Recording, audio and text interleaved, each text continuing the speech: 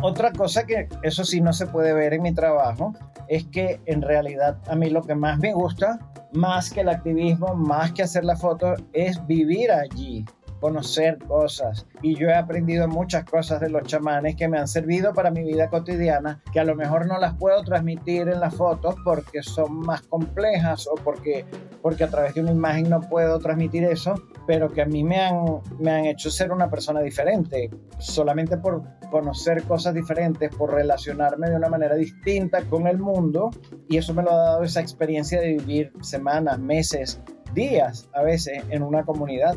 Entonces, en realidad el trabajo que yo hago es una consecuencia porque tengo que trabajar y vivir de algo y porque me gusta comunicar, yo soy comunicador, pero sobre todo a mí lo que me apasiona es la experiencia de vivir allí con otra gente distinta de mí, porque yo creo que uno aprende también a conocerse más cuando ve algo muy diferente, cuando tú estás con gente muy distinta de ti, entonces te das cuenta de cómo eres tú, cosas en las que nunca has pensado porque estás rodeado de ellas, porque son cotidianas. Cuando ves a alguien que es de una manera radicalmente distinta, entonces ves cómo eres tú por rebote, es como un espejo al final, y eso es lo más fascinante para mí.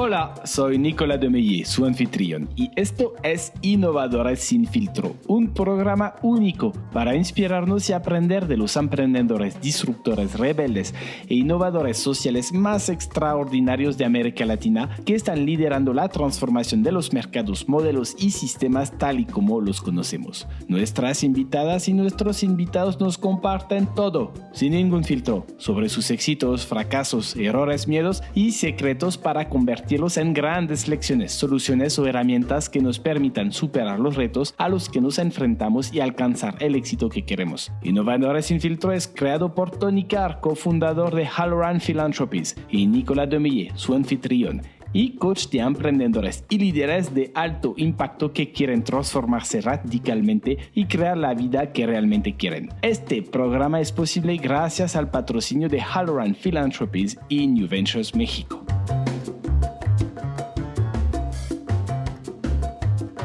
Hola, en este nuevo episodio de Innovadores sin Filtro nos sumergimos en la inspiradora historia de Antonio Briceño, un fotógrafo explorador de culturas indígenas. Su obra ha sido expuesta en forma individual en más de 40 ocasiones y en forma colectiva en más de 70 muestras a nivel internacional. Antonio nos lleva en un viaje fascinante a través de sus experiencias y descubrimiento, comenzando desde sus primeros años vendiendo cerámicas hasta convertirse en un reconocido fotógrafo especializado en capturar la esencia de diferentes culturas. A lo largo del episodio descubriremos cómo Antonio ha dedicado su vida a documentar y preservar las mitologías y tradiciones de los pueblos indígenas que están desapareciendo a una velocidad alarmante. Exploraremos las enseñanzas que ha adquirido de chamanes y cómo han impactado su perspectiva sobre la vida y la conexión con la naturaleza. Antonio también compartirá cómo ha aprendido a apreciar cada momento y a vivir con gratitud, especialmente después de enfrentar una enfermedad que le recordó la fragilidad de la existencia. No te puedes perder ese episodio lleno de inspiración y reflexión, donde aprenderemos sobre la importancia de preservar nuestras raíces culturales y de vivir plenamente cada instante. Prepárate para sumergirte en la historia de Antonio Briceño, un verdadero innovador que utiliza la fotografía como herramienta para transmitir mensajes profundos y generar un impacto positivo en el mundo.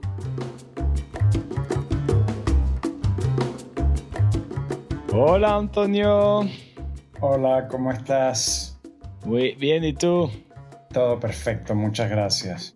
Estoy súper contento de tenerte en el podcast. No sabes a qué nivel, porque al final, para que la audiencia lo sepa, nos conocimos hace poquito tiempo en un evento en Bogotá y vi tu exposición de fotografía y me quedé muy impresionado. Y después me metí a leer un poquito tu historia, aprender más de ti y dije, no, tenemos que tener a Antonio en el podcast. Y también me emocionó aún más porque eres el primer artista que está aquí en el podcast y pues queremos saber todo de ti, cómo llegaste a hacer lo que haces, ahora qué aprendiste y sobre todo porque trabajas, tu expertise, tu especialidad es trabajar con comunidades indígenas. Eres muy reconocido en el mundo, a nivel mundial, por tu trabajo. Pero bueno, primero, antes que nada, cuéntanos un poquito de dónde vienes, quién eres. Sí, bueno, yo he tenido un camino un poco particular porque a pesar de que desde niño el arte era mi interés principal, porque desde pequeñito estaba todo el tiempo construyendo cosas, era muy creativo, también porque en mi familia tuve la suerte que mis papás nos prohibieron tener televisión en la casa. Entonces, eso pues no tenía televisión, tampoco tenía, mis hermanas eran un poco más grandes y mi mamá era muy creativa, hacía muchas cosas con las manos. Siempre estaba, ella era odontólogo, pero en su tiempo libre en la casa siempre estaba construyendo cosas y cosía en la máquina de coser, hacía flores de papel y todos los restos de lo que ella dejaba para mí era materia prima para construir cositas con las que jugaba. Al mismo tiempo, porque en realidad yo tengo como muchos caminos paralelos, a mí el tema de la naturaleza ha sido mi principal pasión en realidad. Por eso, años después yo estudié biología, yo soy biólogo de la Universidad Central de Venezuela. Cuando estaba muy pequeño, aquí en Venezuela hay una tradición, bueno, es una tradición católica yo creo, que en diciembre los niños le piden un regalo a los Reyes Magos. Y recuerdo cuando yo tenía como 4 años, le pedí a los Reyes Magos que me regalaran un rinoceronte, una tortuga, un león, un oso, un cochino, una lista larguísima de animales. Solo me trajeron una tortuguita, pero ahí comenzó mi relación con la naturaleza también, porque yo vivía en un apartamento cuando era pequeñito. Hasta los 7 años yo vivía en un departamento. Después me mudé a una casa que es esta casa en la que tengo 48 años viviendo. Y claro, aquí fue una maravilla para mí porque la casa está un poco en las afueras de Caracas. Hay mucha naturaleza alrededor, hay mucha vegetación y entonces ahí sí pude cultivar mucho mi interés en la naturaleza por una parte y también mi creatividad manual porque en una casa era más fácil para mí hacer cosas que no molestaran tanto. En un apartamento siempre hay unas limitaciones. Aquí había un jardín, hay un patio, yo podía construir cosas más grandes, hacer refugios. Entonces, bueno, esos son los dos caminos principales en mi vida, la pasión por la naturaleza y la creatividad, que algunas veces fueron por separado, porque cuando estudié biología, pues solo estuve con el tema de la academia y la fotografía era un hobby. Y la cerámica. También yo hacía muchas cosas, pero sobre todo la fotografía dentro del ámbito de las cosas creativas que yo hacía, la fotografía fue la que triunfó al final. Entonces, finalmente, después de varias décadas, se unieron las dos cosas. En mi fotografía es muy fácil ver mi pasión por la naturaleza, siempre está presente, se ve claramente que hay un biólogo atrás de esas fotos. Entonces, ahí te resumo, esos son mis dos caminos paralelos que se cruzan, se separan y se cruzan otra vez. No, y me encanta escuchar que al final esto empezó porque tus papás te prohibieron ver la televisión y que tú así tuviste que jugar con lo que caía de la máquina de coser de tu mamá, ¿no? Sí. ¿Quién hubiera pensado que solo al prohibir la televisión te hubieras vuelto un amante de la naturaleza y también un creador, un artista? Entonces, estos caminos que se cruzan, primero estudias biología. Sí. ¿Y qué pasó exactamente que tú decidiste enfocarte más en la parte creativa o combinar tu amor por la naturaleza con tu amor por crear?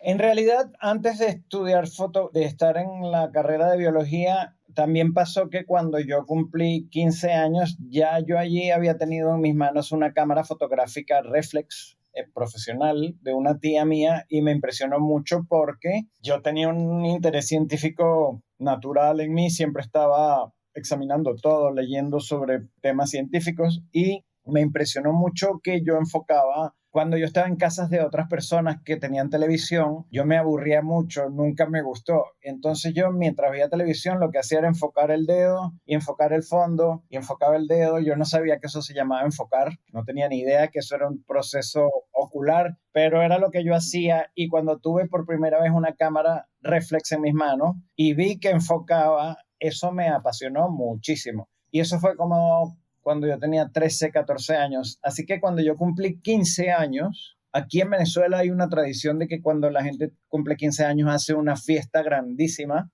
Y yo en realidad no quise hacer fiesta, pedí el dinero para comprarme una cámara y tuve mi primera cámara profesional. Profesional era una Minolta sencilla, pero era una cámara reflex. Entonces, ya cuando yo entré a estudiar biología, yo tenía una cámara reflex, solo que yo no pensé estudiar fotografía, porque en ese momento, primero en esa época, no sé si uno podía estudiar fotografía, tenías que estudiar una carrera como periodismo o alguna carrera que tuviera cursos de fotografía, pero no existía una carrera de fotografía. Y además, para mí era un hobby. Yo no sentí la necesidad de estudiarla porque igual ya yo era fotógrafo, yo usaba la cámara, iba practicando, iba leyendo, entonces yo nunca pensé que fuese necesario estudiar la fotografía como carrera, en cambio la biología sí era necesario estudiarla, pero desde que entré en la carrera de biología, todo el tiempo yo estaba haciendo fotos, yo me escapaba los fines de semana para ir a los parques nacionales y a fotografiar, generalmente era pájaros, animales, flores, el bosque. Todo el tiempo yo estaba haciendo fotografías de la naturaleza y no era una contradicción. Me hacía bajar un poco las calificaciones en la universidad porque me escapaba y tenía que estudiar más. Pero una cosa sí ocurrió muy milagrosa para mí cuando ya tenía como, yo creo que como 1 año y medio en la carrera o 2. Yo por primera vez fui a un parque nacional en el que había unas comunidades indígenas y también fui a otro parque nacional donde había unas comunidades de campesinos rurales y por primera vez yo empecé a fotografiar a la gente y no a los animales. Y eso me encantó. Me gustó muchísimo hacer retratos, me gustó muchísimo la vida sencilla de las personas en el campo o los indígenas, que parece muy sencilla, pero que en realidad está llena de sabiduría porque es gente que conoce la naturaleza mejor que todos los de la ciudad, que saben de cada elemento, que lo comparten la vida con la naturaleza y eso para mí fue muy deslumbrante. Entonces ahí sí ya empecé yo a dudar, porque mientras avanzaba en la carrera, una carrera preciosa, si yo retrocediera el tiempo, yo vuelvo a estudiar biología, porque es una carrera preciosa que me dio muchas herramientas y mucha información, porque también en mi trabajo fotográfico yo soy muy riguroso en la manera en que me planteo un proyecto y cómo lo desarrollo. Y eso me lo dio el entrenamiento científico, la manera en que un biólogo o un científico enfrenta un proyecto. Asimismo hago yo con un proyecto fotográfico. Pero poco a poco cada vez me fue gustando más el tema del retrato y también Venezuela siempre ha sido como muy agitada políticamente, ha tenido muchos conflictos y en la universidad desde aquella época, te estoy hablando del año 86, 87, 88,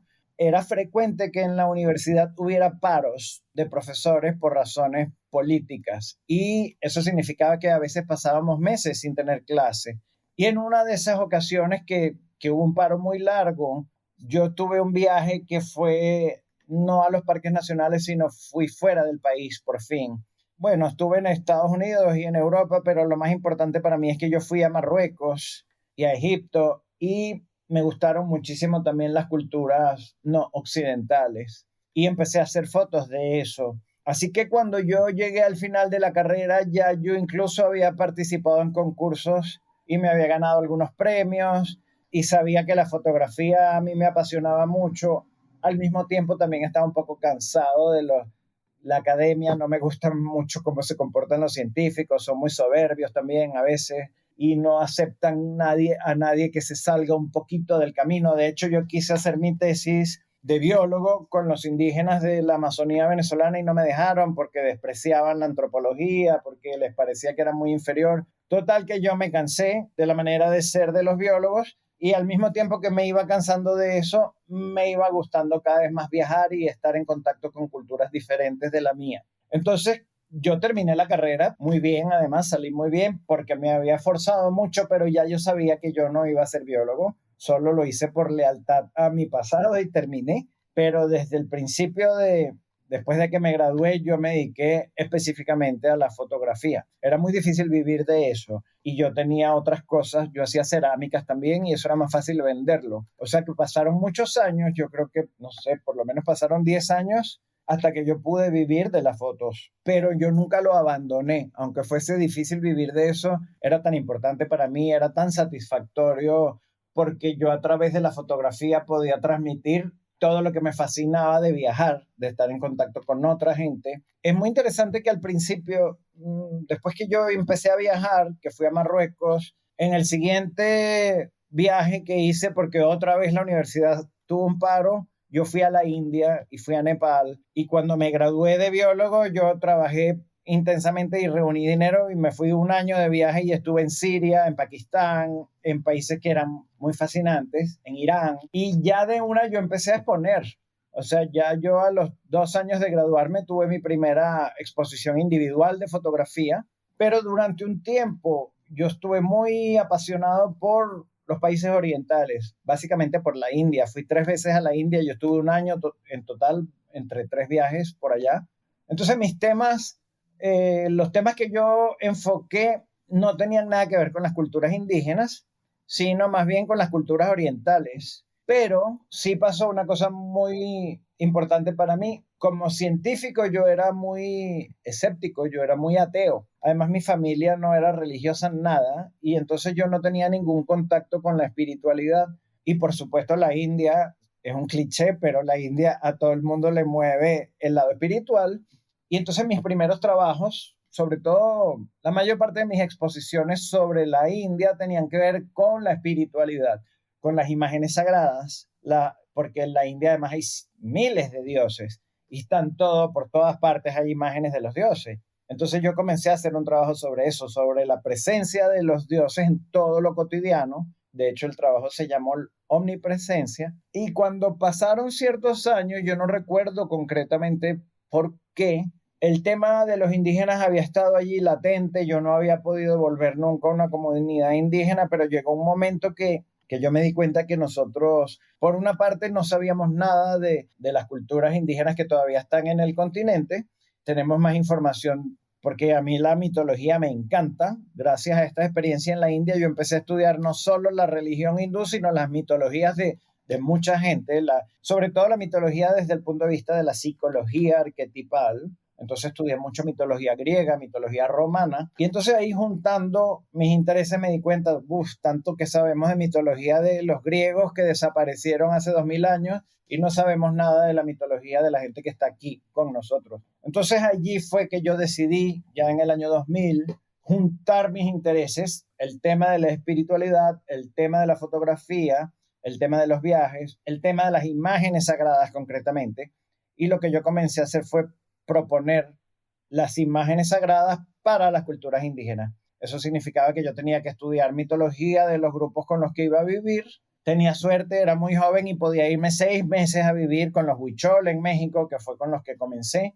Yo pude vivir 6 meses y así empecé a desarrollar mi proyecto de vida, que todavía estoy en él y siempre lo continuaré, que se llama Los Dioses de América, que junta ahí todos mis intereses, porque ahí está la parte mística, el conocimiento psicológico, la parte mitológica, el amor por la naturaleza, porque los dioses de las culturas indígenas todos son dioses de la naturaleza y que manifiestan su contacto estrecho con el mundo natural. Entonces, a partir del año 2000 hasta ahorita, mi vida ha girado en torno a ese proyecto que tiene que ver con recuperar, porque lamentablemente se están perdiendo a una velocidad increíble las mitologías de las culturas indígenas, porque los niños no les interesa, los niños en esos contextos no, por una parte se sienten muy avergonzados de su propia cultura, por otra parte los ministerios de cultura de los países de Latinoamérica fabrican un material de enseñanza que no toma en cuenta las culturas indígenas, sino la cultura hispana. Entonces, lo que ellos aprenden en la escuela no tiene nada que ver con su cultura. Y al mismo tiempo, por ir a la escuela, se separan de su vida cotidiana, que es donde se aprende la cultura indígena, viviendo con los papás, haciendo todo lo que tiene que ver con su vida cotidiana. Entonces quedan en una isla en la que pierden todo, porque terminan por no ser mestizos ni tampoco ser indígenas, se quedan como sin ningún asidero. Entonces, en cierta forma, también mi proyecto pretende, todas las comunidades con las que yo trabajo reciben el material que yo produzco, y sobre todo en las escuelas. Eso no significa, yo no tengo ninguna pretensión mesiánica de que yo voy a salvar a ninguna cultura, porque además yo apenas tengo contacto con una comunidad, no con toda la cultura huichol. Yo estaba en una familia nomás. O sea que lo que yo haga realmente no va a tener ninguna relevancia para las culturas indígenas. Pero en cambio yo sí siento que tiene relevancia para la cultura mestiza, porque yo sí creo que gracias a mis exposiciones 2, 3 personas más en el mundo han tenido noción de algunos personajes mitológicos de culturas indígenas y ojalá también han ganado interés para apoyar cualquier causa que pretenda proteger los territorios de las culturas indígenas. Y ahí yo sí tengo incidencia, o sea, en mi propia cultura yo sí tengo posibilidades de hacer algo un poquito más grande que con los grupos indígenas. Claro. No, muchas gracias. O sea, yo escucho dos puntos, se llama un poco puntos de inflexión muy fuertes para ti. Primero, que cambió tu perspectiva y tu trabajo como fotógrafo. Primero es cuando tuviste esta experiencia en un parque nacional con una comunidad indígena que te diste cuenta que te gustaba muchísimo hacer fotografías de las personas, hacer retratos. Y después en la India, ¿no? Que todo el lado espiritual empezó a nacer este interés por el lado espiritual y cómo combinar entonces los retratos con la espiritualidad, con tu amor por los viajes. O sea, siento que estos puntos de inflexión te definieron un poquito más como persona y como artista con el trabajo que quieres transmitir, ¿correcto? Sí, exactamente. Porque las otras dos cosas de las que te hablé las tengo desde que nací. El amor por la naturaleza y la creatividad, ahí eso me ha acompañado desde que tengo memoria, mientras que el placer por estar en contacto con grupos indígenas y la espiritualidad nacieron de experiencias concretas, las dos que estás mencionando. Ajá. Y al final tú decías, no, te tardaste 10 años en poder vivir de la fotografía. Sí. Más o menos, ¿no? Bueno, hiciste cerámica para ayudar. Sin embargo, cuando te escucho tantos viajes, me estaba preguntando de qué vivías, cómo te mantenías para... Yo trabajaba mucho. Yo desde niño he sido, yo no le tengo miedo al trabajo y como tenía la suerte de ser creativo, pues yo hacía collares, lo hice yo, y vendía collares en tiendas. Yo pintaba piedras y siempre alguien en mi familia me compraba una piedra porque mi familia también es muy solidaria. Yo siempre encontré cómo. Cuando yo me gradué de biólogo, por ejemplo, aquí estuvieron unos holandeses que venían de Europa, era una gente que trabajaba con primates, con monos, y ellos habían escrito un libro que era una recopilación de todo lo que se había escrito sobre ese monito, que es un mono de Sudamérica, todo lo que se había escrito sobre ese mono desde que se descubrió en 1700 algo. Era una cantidad de información grandísima y ellos necesitaban un traductor. Y ese traductor tenía que ser biólogo porque había mucha información técnica. Entonces yo pasé 5 meses haciendo la traducción y eso me pagó el primer viaje que duró 1 año, por ejemplo. Yo siempre encontré la manera hasta que llegado cierto momento, en el año 96, por ejemplo, tuve mi tercer viaje a la India y ya yo ahí conseguí que el Ministerio de Cultura de Venezuela me pagara el pasaje, que la Embajada de Venezuela en la India organizara una exposición y pagaran la producción de la exposición. En la exposición en la India se vendieron fotos. Total que siempre yo encontré una manera de financiar mis viajes sin tener que trabajar en cosas que no me gustaran, porque por suerte yo hasta ahora he podido vivir de lo que me apasiona y por eso lo pude hacer bien. Me dijiste de lo que, al momento hablabas de lo que quieres transmitir. ¿Qué es exactamente esto que quieres transmitir a través de tus fotografías? Bueno, a mí me gusta mucho la belleza. Eso es un problema en el mundo del arte contemporáneo porque desde hace décadas, desde hace mucho tiempo, probablemente más de un siglo, se le ha ido dando cada vez más importancia al intelecto y se ha despreciado más el espíritu. La belleza pertenece al mundo de las emociones y del espíritu, entonces es mal vista. Un trabajo demasiado bello es un problema para la gente en el arte contemporáneo, digamos, en la fotografía contemporánea, pero yo no puedo prescindir de la belleza porque para mí la belleza es un camino para mover a las personas. A mí me interesa que las personas se inquieten a partir de mi trabajo, que les genere preguntas, que sientan algo diferente a lo que ya venían sintiendo. Entonces, la belleza para mí es el camino para entrarle a las personas y luego darles un mensaje, porque yo soy activista.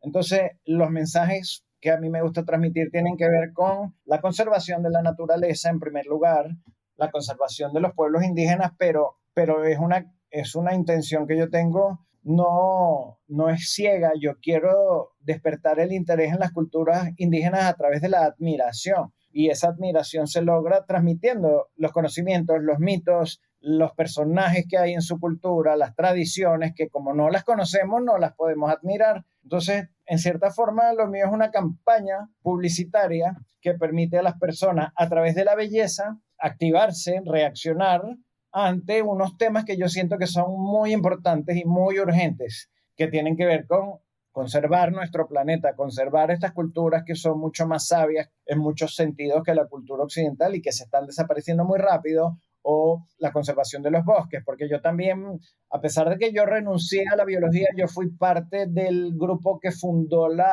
una institución conservacionista en Venezuela que se llama Provita, que tenía sobre todo, y lo sigue teniendo porque lleva 35 años, interés en conservar las especies en peligro de extinción. Entonces, la realidad es que yo soy activista de esos temas, porque también mis papás eran activistas en otros temas, y yo heredé un poco ese interés en sentir que uno tiene una responsabilidad sobre el mundo que le rodea. Uno no solamente puede vivir contemplándolo y usando cosas, sino que uno tiene la posibilidad de participar activamente y de lograr mejoras. Entonces mi trabajo pretende servir como un granito de arena para mejorar el mundo. Está increíble lo que nos estás compartiendo, Antonio. Y hablando de admiración, ¿qué admiras tú de las comunidades indígenas que has conocido? En primera instancia me fascina la sencillez. Es una vida que me parece una vida completamente plena y llena de sentido, sin necesidad de la infinita cantidad de objetos y de cosas que nosotros necesitamos para creer que estamos felices. Una de las cosas que a mí más me encanta, casi nunca lo veo, pero en general en las comunidades donde yo he trabajado, todas las personas son bastante parecidas, no hay nadie mucho más poderoso, no hay nadie que por alguna circunstancia de nacimiento tenga más derechos que los demás. Es bastante equilibrado todo, por una parte. Por otra parte, prácticamente todo lo que uno necesite, todo el mundo lo puede fabricar, porque son cosas sencillas, la materia prima está alrededor, la cultura de alguna manera ya tiene una solución para usar esos recursos y convertirlo en las herramientas o en los instrumentos que uno necesite. De modo que es muy raro que en una comunidad indígena haya una gente excluida, porque casi siempre todo el mundo tiene el mismo derecho y la misma capacidad para vivir. Hay, por supuesto, unos que tienen más conocimiento, porque siempre hay sabios, pero en línea general me parecen que son culturas más justas. Por otra parte, también me deslumbra profundamente su conocimiento de la naturaleza, cómo se conocen cada pájaro, cada planta, para qué sirve, si es venenosa o si es medicinal, o si simplemente es bella o si sirve para construir. Entonces, ese conocimiento de el mundo que los rodea para usarlo, pero no solo desde el punto de vista utilitario, sino también por el hecho de compartir y de no sentirse. A mí me parece que es una patología tremenda de la cultura occidental creer que existe el hombre y la naturaleza como dos cosas separadas. Las culturas indígenas saben que no es así, saben que el ser humano es otra parte de la naturaleza, por lo cual todos los recursos, todos los animales, estamos a un mismo nivel y por eso no hay tanto abuso. O sea, en una cultura indígena es muy poco frecuente que la gente quiera ir a matar todos los animales que se encuentre si se va a comer uno. No tiene dónde guardarlo, no tiene ninguna razón para estar matando todo lo que se le aparezca en el camino. Entonces, yo veo que son culturas mucho más felices, en cierta manera. No sé si es una ilusión de mi parte, pero me parece que son culturas en las que es mucho más fácil sentir que la vida tiene sentido, que perteneces a una comunidad, porque además son culturas menos individualistas. Entonces, por esa razón tampoco es fácil encontrar a alguien excluido, porque siempre todo el mundo está tomado en cuenta porque forma parte de la unidad de la comunidad. Entonces, hay muchas cosas realmente que yo admiro en estas culturas. No te sé decir, probablemente hay más. No tengo conciencia de por qué me fascina tanto. Yo acabo de estar, después que terminó nuestro congreso, yo me fui en Colombia a una comunidad indígena, de los indígenas Puinabe y Curripaco. Como el congreso, el encuentro el summit fue para mí maravilloso. Yo estaba reflexionando sobre muchas cosas y estando allí tuve conciencia de, wow, ¿por qué me gusta tanto estar aquí? ¿Qué es lo que me hace tan feliz? Tener conversaciones tan sencillas con la gente sobre las cosas que están alrededor, los peces, las montañas, los árboles, hablar del clima, hablar de cosas que podrían parecer aburridas para alguien occidental tal vez, o inútiles porque nosotros ni siquiera sabemos nada de ningún bosque. Y en cambio allí a mí me da muchísima satisfacción sentir que todo lo que está alrededor significa algo, que todas las plantas, todos los pozos, todo lo que esté ahí significa algo para los que están allí. Y eso es increíble. Para mí es increíble. Es como vivir en un cuento, de alguna forma, vivir en una historia en la que cada objeto es un personaje que dice algo. Habiendo convivido con tantas comunidades y tanto tiempo, me imagino que esto te ha cambiado también. ¿Cómo has cambiado tu manera de ver la vida? La ha cambiado porque además, otra cosa que eso sí no se puede ver en mi trabajo, es que en realidad a mí lo que más me gusta, más que el activismo, más que hacer la foto, es vivir allí, conocer cosas. Y yo he aprendido muchas cosas de los chamanes que me han servido para mi vida cotidiana, que a lo mejor no las puedo transmitir en las fotos porque son más complejas o porque a través de una imagen no puedo transmitir eso, pero que a mí me han hecho ser una persona diferente, solamente por conocer cosas diferentes, por relacionarme de una manera distinta con el mundo, y eso me lo ha dado esa experiencia de vivir semanas, meses, días a veces en una comunidad. Entonces, en realidad el trabajo que yo hago es una consecuencia porque tengo que trabajar y vivir de algo y porque me gusta comunicar, yo soy comunicador, pero sobre todo a mí lo que me apasiona es la experiencia de vivir allí con otra gente distinta de mí, porque yo creo que uno aprende también a conocerse más cuando ve algo muy diferente, cuando tú estás con gente muy distinta de ti, entonces te das cuenta de cómo eres tú, cosas en las que nunca has pensado porque estás rodeado de ellas, porque son cotidianas. Cuando ves a alguien que es de una manera radicalmente distinta, entonces ves cómo eres tú por rebote, es como un espejo al final. Y eso es lo más fascinante para mí. Por supuesto que me ha hecho cambiar un montón. Me imagino que has aprendido mucho conviviendo con las comunidades indígenas, sobre todo porque venimos de contextos tan diferentes. ¿Y cuáles son los aprendizajes que más te han impactado? Bueno, son muchos. Te voy a dar un ejemplo, solamente uno. Cuando yo iba a la India, recién graduado de biólogo, como mi familia no es nada religiosa y yo y mis amigos tampoco, y el medio en el que yo me desenvolvía era supuestamente muy ateo, porque yo ahora creo que la biología es un tipo de religión también. La ciencia es sumamente religiosa porque tiene un montón de dogmas, es muy estricta, es muy excluyente, se comporta igual que las religiones. Pero yo no tenía la experiencia ni las herramientas para poder participar, y a mí me conmovía mucho en la India ver a la gente en su devoción. A mí me importa, me gusta mucho, yo no soy nada religioso, pero sí me interesa mucho la mística. Me interesa mucho, básicamente porque el tener una espiritualidad implica humildad, de saber que hay cosas más grandes que tú, que no las vas a entender y no importa, pero que agradeces tu existencia y el milagro de estar aquí porque perfectamente podrías no existir. Entonces, hubo un filósofo alemán o yo no sé de dónde que dijo una frase que a mí nunca se me va a olvidar y es para mí la base de mi devoción. Y es una pregunta: ¿por qué existe algo en lugar de nada? Podría no existir nada, podría no existir el universo, porque sí existe. Eso es deslumbrante para mí. A mí eso me emociona mucho y me da la sensación de agradecer no solo que el mundo exista, sino que yo también exista. Yo podría no existir. Yo no tenía cómo agradecer eso, cómo agradecer la cantidad de cosas increíbles que pasan, que han pasado en mi vida. No sabía cómo dar las gracias ni a quién, porque tampoco, si tú has sido ateo y después te vuelves alguien espiritual, sabes que es igual el Islam que el cristianismo o que el judío o que el budista o que el hindú, solo tienen nombres distintos los dioses, pero tú no puedes creer que hay una gente que está equivocada y hay otra en lo correcto, porque si no tendrías que pensar que hay unos elegidos de Dios y otros que Dios no los eligió, y para mí Dios o los dioses no son eso, es una extensión de la tiranía del ser humano pensar así.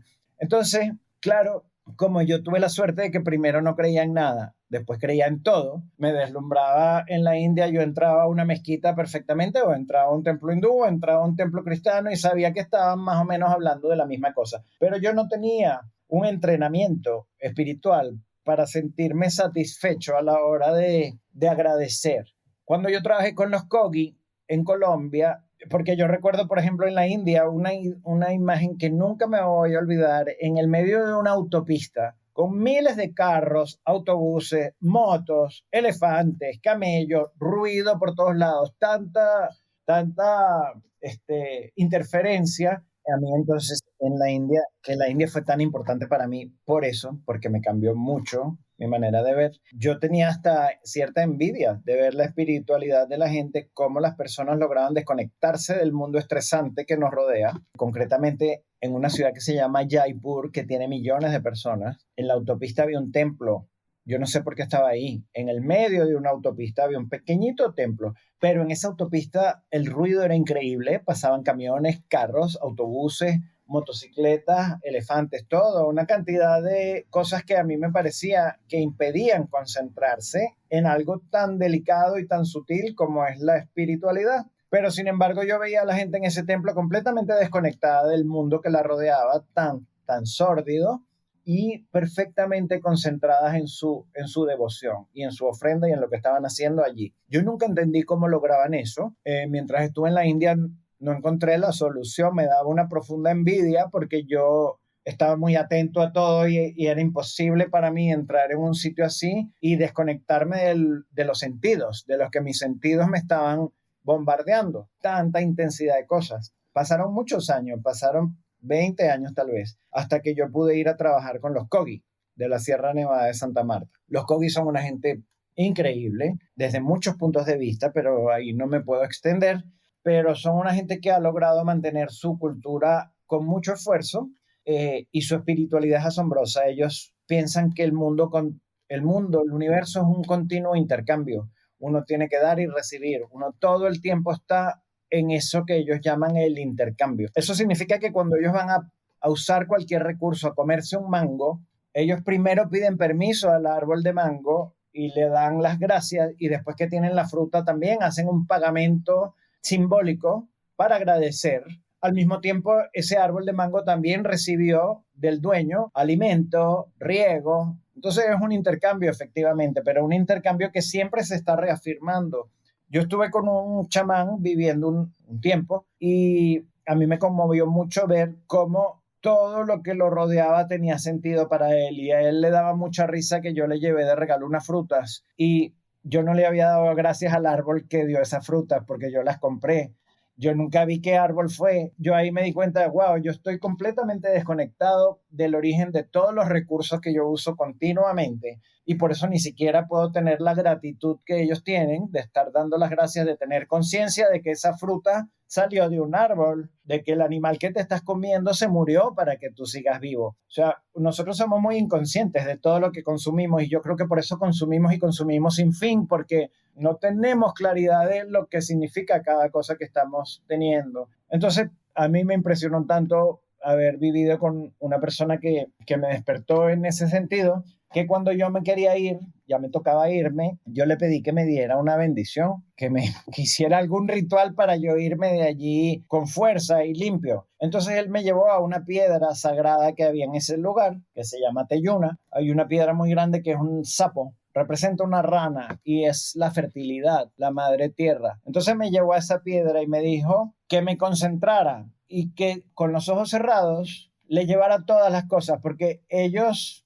dicen que el mundo, que todo existe de dos maneras, de manera espiritual, en forma de idea, primero, y luego se manifiesta físicamente. Todo lo que existe tiene un componente intangible en forma de espíritu, ellos lo llaman en espiritual, en aluna se dice ahí, y también tiene un lado material. Y todo es así. Entonces, cuando ellos hacen una ofrenda a un árbol, a lo que sea, hacen una ofrenda en material. Le llevan una piedra, algo que tengan físico. Pero sobre todo es importante que haya una ofrenda en el pensamiento, porque desde el punto de vista material uno siempre tiene límites. Tienes una cantidad de objetos pocos y no puedes hacer una ofrenda ilimitada porque se te acaban las cosas. Pero desde el punto de vista espiritual, tú no tienes límites. Y eso fue bellísimo para mí comprenderlo porque él me dijo que me concentrara frente a esa piedra y le diera las gracias. Y como yo no tenía nada material que darle, él me dijo que no importaba, pero que me concentrara profundamente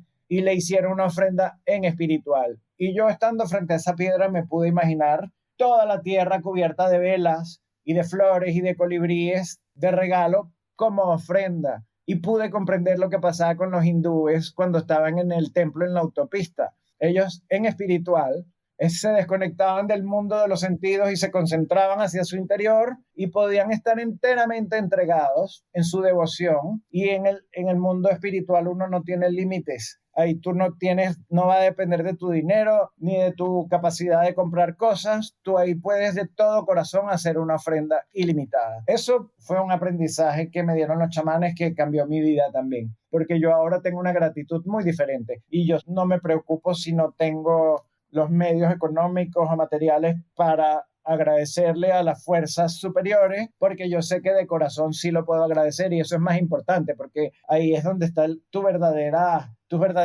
deseo de dar. Porque afuera a veces la gente da solo por exhibición o para que lo vean o por otros complejos, pero de corazón nadie lo va a ver, solo te importa a ti. Y eso es lo que lo hace verdaderamente auténtico. No lo estás haciendo por exhibicionismo, no estás haciendo una ofrenda en ese sentido por quedar bien con nadie, sino porque tú tienes una necesidad espiritual y así logras darle rienda suelta. Entonces, eso yo creo que fue un aprendizaje de los que más he valorado y lo aprendí de los chamanes. Vamos, a mí me ha encantado. Yo estoy aprendiendo mucho contigo y me voy a quedar mucho con este sentido de gratitud, ¿no? De gratitud más allá del material, sino más espiritual, ¿no? Y que todo es infinito, sin límite. Exacto.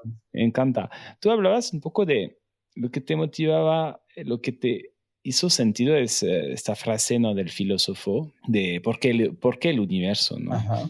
Y después de tantos años acompañando, viviendo con comunidades muy cercanas, viviendo con y en su naturaleza, si somos todos partes de la naturaleza, y con creencias, espiritualidades diferentes a las occidentales. Me gustaría preguntar no por qué el universo, sino para qué nosotros, el ser humano. Sé que es una pregunta quizás muy existencial o muy espiritual, no lo sé, sino ahora tú, ¿cómo nos ves tú como seres humanos en este universo, en este mundo? ¿Para qué estamos aquí? Yo no estoy seguro si existe un para qué. En primer lugar, yo acepto, y eso es lo que yo creo que caracteriza la devoción, que hay muchas cosas que yo nunca voy a comprender, porque para mí es un misterio y es asombroso que estemos aquí. Y es deslumbrante, es increíble lo que hay, es increíble que yo pueda sentir las cosas que yo siento, cuando lloro, cuando me río, cuando comparto, cuando vivo. Es tan increíble que yo no sé si tiene una explicación. Tampoco sé si, no lo tomes mal, pero la gente siempre cree que los seres humanos vamos a durar indefinidamente porque somos muy poderosos y muy sabios. Yo no creo que vamos a durar mucho más porque nuestra existencia tan rara como es, tiene un lado destructivo y un lado constructivo, y yo siento que el lado destructivo es muy poderoso y es bastante posible, viendo lo que está ocurriendo. Mira cuántas guerras están ocurriendo ahorita en este momento. Mira lo que pasa en la Amazonía. La Amazonía de Venezuela está siendo destruida completamente por la minería, pero la de los otros países también. O sea que son muchos flancos por los que nosotros somos tan destructores, y es perfectamente factible que nuestra especie se acabe, se extinga. Y eso no es un error. También los dinosaurios se extinguieron, todos se extinguen. No hay ninguna cosa eterna en el universo. Eso es precisamente lo que caracteriza al universo, que todo fluye, todo cambia. Hay cosas que cambian muy rápido, hay cosas que cambian más lento. Las especies que tienen menos poder de destrucción, pues duran más porque no destruyen su propio entorno. Nosotros tenemos mucho poder y eso no es un error de la creación. No existe un error, no hay forma de que la naturaleza se equivoque. Porque si tú piensas que eso es un error, tendrías que pensar que el meteorito que se estrelló y extinguió a los dinosaurios fue un error. Ahí no hubo ningún error, la naturaleza es así, y que nosotros sigamos existiendo es completamente irrelevante. Por eso me parece que uno tiene que hacer los esfuerzos que estén en sus manos por lo que uno cree, pero no pensando que lo que tú crees y que por eso vas a salvar al mundo. Lo tienes que hacer es porque eso es lo que te tocó a ti. Eso es una enseñanza que dan los hindúes en el libro del Bhagavad Gita, que es muy bello. Yo soy conservacionista, pero no porque yo crea que yo voy a salvar a los jaguares y a los tigres. Los tigres también se van a extinguir, pero en mi naturaleza está el activismo de protegerlo, y es por eso que yo lo tengo que hacer, porque ese es mi camino, no porque yo vaya a salvar el jaguar. Eso no está en mis manos. El universo es mucho más grande y hay muchos más personajes actuando y van a pasar más cosas que no están en mis manos. Yo lo tengo que hacer por lealtad a mi camino, a lo que yo siento que es lo que yo tengo que hacer, aquello para lo cual yo creo que yo vine a este mundo. Porque tú me estás preguntando por un para qué. Yo no estoy seguro si existe un para qué, pero yo sí creo que cada quien tiene un camino, cada quien lo encuentra y ahí hay una respuesta de por qué yo nací, para qué vine yo aquí. No estoy seguro si es para cumplir un plan externo, pero yo sí tengo unas inquietudes y unas necesidades internas y ahí es donde me tengo que enfocar. Si yo creo que hay que salvar a las comunidades indígenas o apoyarlas, yo las voy a apoyar aunque se extingan. Eso no importa. Eso no está en mis manos, lo que va más allá. Lo que está en mis manos es ser leal a mi naturaleza y a lo que yo creo que está bien. Ahí sí yo puedo actuar. El resultado final, pues, es muy grande y yo no voy a poder hacer nada. La lealtad yo creo que es al corazón propio. Y ahí está la devoción. Si tú tienes la suerte increíble que poca gente tiene al final, si tú tienes una suerte de sentir que tú viniste para algo, si tú tienes vocación, hay gente que dice que esa es la verdadera devoción. Si tú tienes la suerte de sentir que hay una razón de ser para ti, que hay algo que a ti te hace sumamente feliz y que te hace levantarte cada día y decir, esto es lo que yo quiero hacer, entonces hazlo. Es una suerte increíble que te tocó. No importa lo que va a pasar con ese esfuerzo que tú hagas. Ahí no te puedes atormentar porque es bastante posible que en el fondo no sirva para nada sino para ti. Pero es que es grande que sirva para ti. Eso es muy grande. Si tú tienes que sirva para tu corazón, todos somos Dios. O sea, Dios está en todas las cosas. Si el Dios en ti siente que hay algo que hacer, es una suerte porque entonces tú no te vas a aburrir nunca. Tú tienes cada día la suerte de levantarte y sentir, wow, otro día más para seguir haciendo lo que yo hago, solo por tu bienestar incluso. Me pregunto, alguien que tiene esta vocación y entonces esta devoción a su propio camino, que te escucho que lo tienes tan claro, un poco tu para qué, un poco lo que quieres dejar en este mundo, lo que quieres transmitir. Seguramente me puedo imaginar, y estoy asumiendo, que tuviste momentos difíciles, de dudas. Sí. ¿Cómo los superaste estos momentos? Uy, hay momentos que han sido durísimos para mí. Hace 2 años yo tuve una enfermedad, un episodio cardíaco durísimo. Dormí una noche en terapia intensiva y me asusté porque por primera vez yo tuve conciencia de que la vida se acaba en cualquier momento, cuando menos te lo esperas. Eso es muy duro de aprender porque duele mucho, porque tienes conciencia por fin de que, bueno, de que todos vamos a morir en algún momento, que no son solo los otros, sino que uno también va a morir. Y eso significó que yo estuve varios meses desconcertado completamente, asustado, pero también me sirvió para otras cosas, porque al final estar vivo es muy placentero, pero también implica mucho sufrimiento, porque en la vida vivir es sufrir también.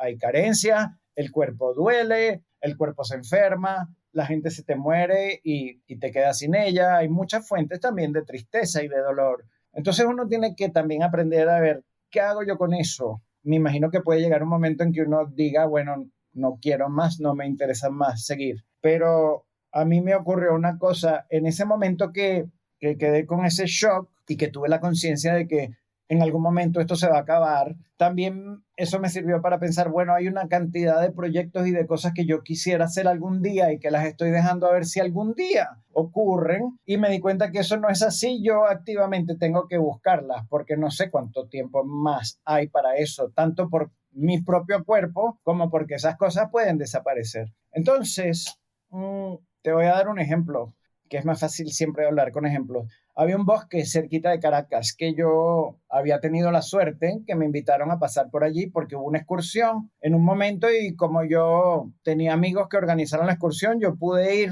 pero esa excursión era en una tierra privada, es una hacienda de una gente, no es de libre tránsito. Y a mí me gustó muchísimo, me gustó demasiado porque es un bosque virgen al lado de Caracas, maravilloso. Cuando yo empecé a reaccionar después de mi problema, decidí que yo quería volver allí porque me gustaba demasiado, pero no sabía cómo, porque era una tierra de una gente. Lo intenté por un camino, casi me llegaron a presentar al dueño, pero al final esa persona que era el intermediario no me ayudó. Intenté por otro camino, tampoco me ayudó. Pasaban las semanas, algunas mañanas yo amanecía y pensaba, bueno, tampoco uno logra todo lo que quiere, hay cosas que no se pueden y también hay que aceptarlas sin sufrir mucho. Pero había otros días que decía, yo quiero ir a ese bosque. Y finalmente lo logré, tuve la suerte y la persistencia, porque yo soy persistente. Finalmente yo conseguí una persona que me presentó al dueño y me dejó entrar y me acompañó. No solo me acompañó, es un tipo muy generoso. Y él me llevó al bosque y me dejó solo y me dijo, quédate aquí el tiempo que tú quieras y puedes venir cada vez que tú quieras. Cuando él se fue y me dejó solo en el medio de un sitio que yo tanto tiempo había soñado con ir y que era tan importante para mí, yo ahí tuve la conciencia de que eso era apenas unos minutos. Eran pocos segundos el tiempo que yo iba a poder estar allí, pero yo lo había soñado y lo había pedido con tanta ilusión que yo pude dar las gracias a quien fuera, dar las gracias a los árboles, dar las gracias a quien hizo que yo pudiera volver allí después de haberlo soñado tanto. Entonces, ese golpe tan duro que fue para mí saber de mi fragilidad y de que todo tiene un fin, al mismo tiempo me permitió desarrollar mucho más la gratitud.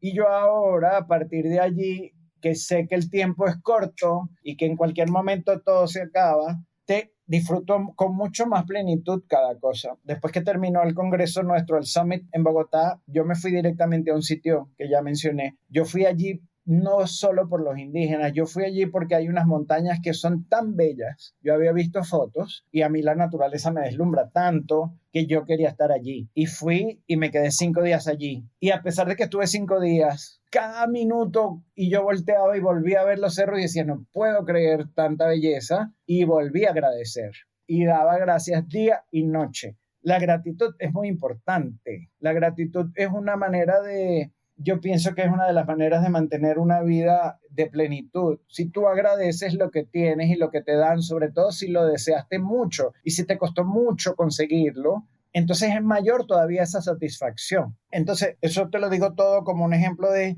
por supuesto que uno continuamente se va a llevar golpes y el golpe final es que te vas a ir. Pero de cada golpe tú también tienes la opción de aprender algo, algo que te haga la vida más sencilla de ahí en adelante. Más sencilla o más o con más sentido, con más significado, que te permita disfrutar más. A mí, gracias a un problema de salud que pudo haber sido terrible, me convertí en una persona que disfruta cosas más sencillas, más pequeñas, que puedo dar las gracias todo el tiempo, y aprendí también un poco como lo que me enseñó el chamán Kogi, de esa manera de dar las gracias en espiritual, porque al final cada experiencia se suma con la otra. Yo, así como doy gracias en espiritual, al mismo tiempo tengo conciencia de que estoy dando las gracias, porque es importante saber tener en mente la gratitud, no, que no se te pase por alto, que no creas que tú te mereces todo, sino saber, wow, pude no haber venido nunca a este lugar y estoy en este lugar por 3 minutos, eso no importa.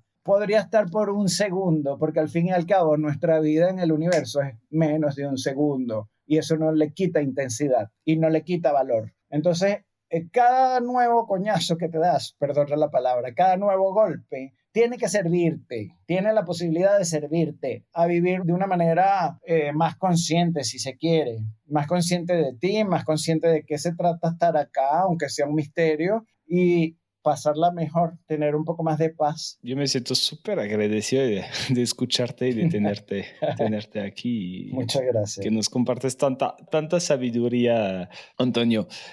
Y se me vinieron muchas preguntas, pero una, como artista, al final, que estés vivo o muerto, va a seguir, va a permanecer tu arte. ¿Cómo a ti te gustaría que la gente, que el mundo se acuerde de ti y de tu arte cuando te mueras, después de tu muerte? Bueno, a mí, viendo los otros que ya se murieron, no necesariamente artistas, científicos que yo admiro. Por ejemplo, hay un botánico gringo que fue profesor en Harvard, muy importante, que trabajó con las plantas sagradas, las plantas alucinógenas, y con las plantas medicinales y con muchas plantas. Él tuvo la fortuna de estar mucho tiempo en la Amazonía colombiana, mucho tiempo, muchísimo tiempo, 3 décadas, o sea, probablemente estuvo 30 años, llegando donde nadie llegó, y él pudo narrar unas experiencias de gente que ya no existe, de comunidades indígenas que ya no están o que ya no son como él las vio. Él tuvo la posibilidad de de ver paisajes que tampoco existen más, pero gracias a que tuvo la generosidad de escribirlo, de escribir libros y de recopilar esa información para otros, las generaciones siguientes lo podemos imaginar. Seguramente no podemos verlo de la intensidad con la que él lo vio, porque es imposible, porque apenas uno puede transmitir un pedacito a través de la palabra, que siempre la palabra es muy corta y la imagen fotográfica es muy corta, pero es un pedacito al menos que puede servir para las siguientes personas decir, guau, qué maravilla que esto haya existido alguna vez, aunque ya no esté. A mí me gustaría que la gente se dé cuenta de la maravilla que hubo aquí, porque a nosotros en la escuela nos hablan de los indígenas como algo que desapareció y no nos dicen nada más. No nos dicen toda la riqueza espiritual, toda la maravilla de imágenes psicológicas, de los arquetipos, de la relación. A nosotros en las escuelas en Latinoamérica lamentablemente no nos dicen nada, exceptuando, qué sé yo, los mayas, los aztecas y los incas. De resto no sabemos nada. Pues a mí me encantaría que me recuerden por haberme metido con una gente de la que más nadie habló y mostrar su belleza y su valor. ¿Qué sigue para ti? Sabiendo que aprendes mucho por tus experiencias, que has cambiado tu manera de ver la vida a través de las experiencias que has vivido, ¿qué sigue para ti? ¿Qué nuevas experiencias quieres vivir? Bueno, siguen siendo dos cosas las más importantes para mí. Hay sitios naturales que yo quiero ver, quiero estar allí solo por estar allí, como Iguazú, que no lo conozco, por ejemplo, como Socotra, que es una isla de Yemen que quisiera ver. Y también hay una gente con la que yo quisiera compartir. Quiero ir con los Yanomami, quiero estar con una gente para ver cómo es la vida cotidiana de unas personas que tienen miles de años viviendo de la misma manera, de una manera que además es muy bella porque la naturaleza es su despensa. Entonces ellos van caminando, hay muchos estudios contemporáneos de la ecología amazónica en las que ya se sabe perfectamente que la selva amazónica completa no es nada virgen. Eso que se cree que es una selva intocada, no es virgen. El ser humano ha participado ahí activamente desde hace milenios. Las palmas que existen allí fueron sembradas por gente, aunque parezcan silvestres. El ser humano participó activamente y además, como durante miles de años la relación no fue de destrucción, el ser humano actuó como otro de los animales que están allí, porque hay plantas que existen porque un animal se come su semilla y la lleva a otro lugar. Así mismo hicimos y hacemos algunas personas. Y a mí me encantaría tener todavía la oportunidad de estar unos días con algunas de esta gente antes que terminen de desaparecer y que desaparezca yo. Hablas de desaparecer, tú hablaste de tu episodio de casi te acercaste a la muerte. ¿Qué crees que sigue después? ¿Otra vida o...? Eso no lo sé. Ahí sí que no hay manera. Yo trato de imaginarlo. A veces a mí me encantan las plantas sagradas y cuando las uso tengo una comprensión muchísimo mayor y aún así yo no logro imaginármelo porque me parece que en todas las religiones, lo que plantean las distintas religiones, me parece que lo que revela es el miedo que nos causa desaparecer. Entonces son como muchas teorías para consolarnos e imaginarnos que después hay un paraíso esperándonos o que hay unos hadas o una recompensa o que vuelves a nacer. Pero a mí ninguna de esas explicaciones me convence porque yo les veo muy claro que nacen de un miedo, del vértigo horrible que da imaginar que uno deje de existir. A pesar de que es muy loco porque todos los átomos que forman parte de mi cuerpo fueron parte de un animal o de una planta o de algo antes que entrar en mí. A través de la comida se transformaron en mí y antes eran otra cosa. En ese sentido, ahí hay como una reencarnación. La lechuga que yo me comí reencarnó en mí porque esos pedazos de hoja ahora forman parte de mi piel y de mi cuerpo. Pero como alma es un enigma para mí. Es tan complejo todo lo que uno siente y es tan magnífico que es imposible para mí imaginarme que eso va a desaparecer cuando mi cuerpo se pudra. Pero tampoco sé qué es lo que va a pasar, no tengo cómo pensarlo, no sé qué va a pasar. Y eso está bien, ese misterio también me gusta, porque el que uno no sepa, bueno, hay más cosas que averiguar después. A lo mejor no va a pasar nada. Yo sí creo que las personas que uno ama, hay una mitología muy bonita de los indígenas Wayuu. Ellos dicen que uno se muere 3 veces. Primero se muere tu cuerpo y entonces ellos el cuerpo lo llevan a unos sitios sagrados y dejan que se seque y que se descomponga, pero los huesos duran un poco más. Entonces, cuando han pasado algunos años, ellos van a buscar esos huesos y los limpian y hay un segundo entierro. Entonces, eso es una segunda muerte para ellos. Y después de ese segundo entierro, dicen que uno pasa a formar parte del paisaje natural, de algún lago, un árbol o así. Y luego, cuando ese paisaje o ese árbol se muere, pasa a formar parte del cosmos. Pero ellos dicen que la última muerte es cuando ya nadie te recuerda, cuando ya tú no existes en la mente de ninguna otra persona que te amó, por lo cual ya estás libre en ese sentido, porque no hay ninguna cosa que te mantenga en la Tierra. Tus átomos ya forman parte de otros animales y la gente que te amó, que mantenía tu recuerdo, que es una parte de tu alma, porque el recuerdo que uno tiene de la gente que uno quiso, de alguna manera es mantener como un cofrecito en el que hay un pedazo de su alma en tu corazón. Pero cuando tu corazón también desaparezca, pues continuará como una estrella, pues no lo sabemos aún.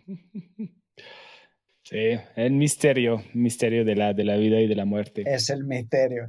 De hecho, es el misterio más grande de todos. Uh-huh. Y para quizás ir acabando, hay una pregunta que hacía mucho cuando empecé este podcast y me encantaría saber un poco tu respuesta. La pregunta era, ¿cuál es tu definición del éxito? El éxito, pues tal vez habíamos hablado de eso cuando te mencioné lo de la vocación. Si tú tienes la suerte en algún momento de sentir que hay algo para lo que tú estás aquí y logras además actuar de acuerdo a eso, o sea, que tu vida logres enfocarla y dirigirla por el camino de lo que tú entendiste que era la razón de tu existencia, ese es el éxito, porque entonces tu destino y lo que tú crees que fue tu razón de ser se juntan y es eficiente en ese sentido. No va una cosa por un camino y otra por otra, sino que se juntó tu deseo, tu vocación con la realidad de tu existencia acá. Eso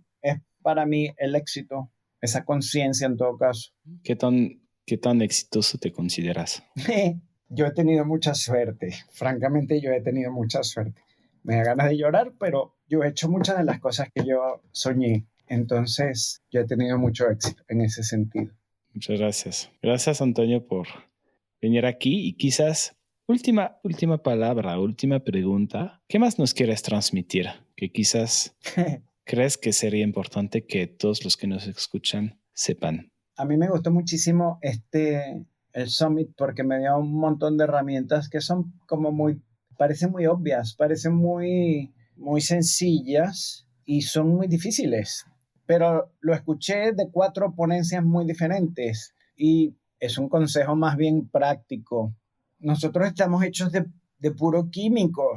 Nuestro cerebro es pura hormona, estamos llenos de química y esa química determina muchas veces lo que sentimos, lo que pensamos, nuestra dinámica de vida cotidiana. Y para mí fue un aprendizaje muy bello en el Summit ver que hay un porcentaje muy grande de los pensamientos que son automáticos, es el cerebro actuando solo, que pueden ser destructivos, en el sentido de que no nos aportan nada y nos hacen perder el tiempo y tenemos muy poco tiempo pensando cosas negativas, quejándonos, teniendo rabia de la gente, sintiéndonos víctimas, pensamientos que son negativos porque además están pegados del pasado que ya ocurrió o están pensando en el futuro que está muy lejos y entonces nos hacen desviarnos de esta realidad que dura segundos. Entonces, si acaso algún consejo es que uno trate de implementar en su mente algún sistema que le permita a uno detectar cada vez que un pensamiento va a ser dañino. Si uno lo detecta temprano, antes que se meta y se vuelva obsesivo, cada pensamiento que uno tenga, uno tiene la posibilidad de rápidamente ver qué gano yo con este pensamiento, qué me hace sentir, para qué va. Y rapidísimo, antes de un minuto, en segundos, uno puede saber si es un pensamiento para la destrucción o para la construcción. Cuando uno detecte que es para la destrucción, elimínalo. Es rápido y es muy fácil. Si logras tener la dinámica esa dinámica no es fácil de implantar, pero si uno se entrena y logra y día tras día insiste, y hay días que no lo logras y que te vas a quedar pegado de un sentimiento terrible, te vas a quedar sintiéndote una víctima todo el día y que todo el mundo está en tu contra, o te vas a quedar pegado de la rabia a alguien, no importa, hay días más difíciles, hay días más fáciles. Por suerte, cada vez que uno duerme, se resetea la cabeza. Entonces, en la medida que uno logra insistir en no sufrir, porque es muy poco tiempo, sobre todo es porque es muy poco tiempo, uno no se puede dar el lujo de malgastar estos segundos en estupideces, y está en tus manos lograr usar toda esa energía y ese milagro de estar vivo y de estar aquí, usarlo para tu felicidad, que por lo tanto va a ser para la felicidad de los demás, porque siempre que tú actúes en función de la paz tuya, esa es de hecho la única manera en que uno puede generar paz para los demás. Lo demás es mentira, es demagogia. Solo procurando la paz propia, tú logras hacer algo por los otros. Entonces, ahí uno se puede esforzar. Hay muchos mecanismos, hay muchos maestros. Yo lo vi en 4 distintas ponencias del Summit por diferentes caminos y con diferentes formas de entrenarse, pero todas llevan a lo mismo, que el cerebro, que es tan automatizado y que uno tiene tan poca conciencia de las cosas en las que está pensando, no lo uses para destruirte, no vale la pena. Eso es todo lo que yo podría agregar. Muchas gracias, Antonio. Siento que al final la fotografía es realmente un pretexto. Sí. Para que tú nos hables de tu sabiduría, de todo lo que aprendiste. Al final y como tú dices, ¿cómo decir? Es un momento instantáneo, ¿no? Pero atrás de esto hay muchos aprendizajes. Y la verdad, o sea, te voy a ser franco, a mí me encantaría si pudiéramos escucharte más. Sí. Con todo lo que has aprendido en tu vida, haciendo fotografías, en tus viajes, o sea, tienes un montón que compartir y además de la fotografía, creo que escucharte hablar, creo que también podría beneficiar mucho el mundo, ¿no? De lo que quieres transmitir. Siento que se acopla mucho a lo que quieres transmitir al mundo, de lo que quieres dejar. Entonces, ojalá un día te hagas caiga el audio que acompañe un poco más el video, porque no todos tenemos la suerte de estar contigo cuando presentas tus exposiciones o aquí escuchándote, pero un poquito más, ¿no? Y no sé de qué manera, pero creo que a mí me encantaría. Muchas gracias, muchísimas gracias. Muchas gracias por invitarme. La verdad que para mí es un placer hablar de esto. Como ya viste, yo me siento sobre todo un comunicador. Yo creo que en el fondo, más allá de la foto, más allá de las otras cosas que yo pueda hacer, yo siento que mi camino es de narrar, de transmitir cosas increíbles que voy viendo de la manera que pueda y compartirlas. Entonces, esta es una oportunidad muy bonita para mí, que te agradezco mucho. Ojalá que le sirva a alguien, aunque sea para no aburrirse. No, a ti. Muchísimas gracias, Antonio. Vale, suerte con todo. Muchísimas gracias por escucharnos. Si te gusta este podcast, por favor, recomiéndalo a tus amigos, a tus colegas, a tu familia. Siempre queremos mejorarnos y queremos escucharte. No dudes en enviarnos tus comentarios, retroalimentación o consejos sin ningún filtro en innovadoresinfiltro.com. Gracias y hasta luego.